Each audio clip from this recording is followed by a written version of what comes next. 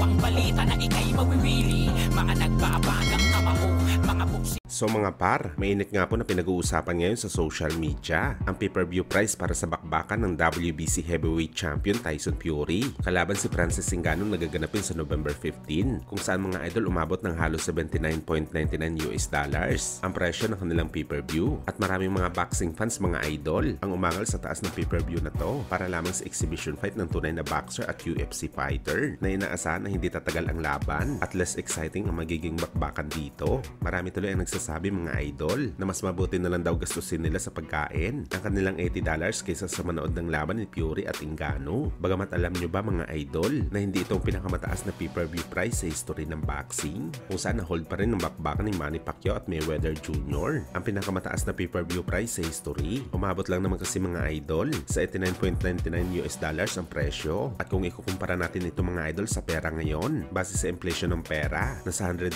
mahigit na yan mga idol. Subalit kahit mahal man yan mga idol, worth it pa rin magbayad ng ganito kalaki dahil century fight naman ang laban kaysa sa bakbakan ng dalawang heavyweight.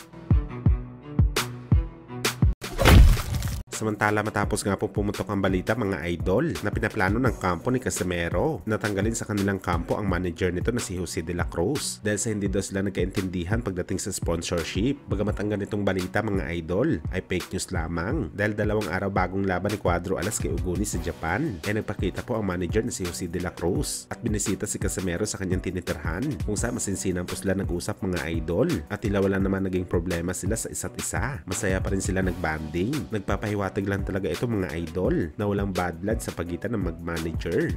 Wow. Guys, nandito po yung ating manager, Jose de la Cruz.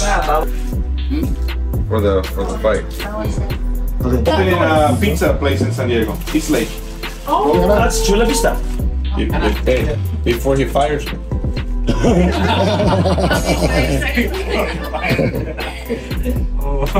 Jason, the power. Powerful. Hindi pwede. Pati mo muna. It's white. Let's leave it up.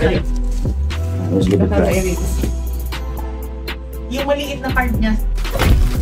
Samantala sa mga fans naman na nagtatanong mga idol kung kamusta na po ang timbang ni Casimero na palagi nitong pinoproblema sa kada laban nito. At isang magandang balita nga po mga idol dahil kahapon sa update sa timbang ni Casimero, nasa 123 pounds na lang ito. Sobra pa ng 1 libra pero natural lang ito mga idol dahil meron pa naman ilang oras si Cuadro Alas bago sumabak sa timbangan. Kaya asahan natin mga idol mamaya sa weigh-in na hindi magkakaroon ng problema si Casimero sa timbang.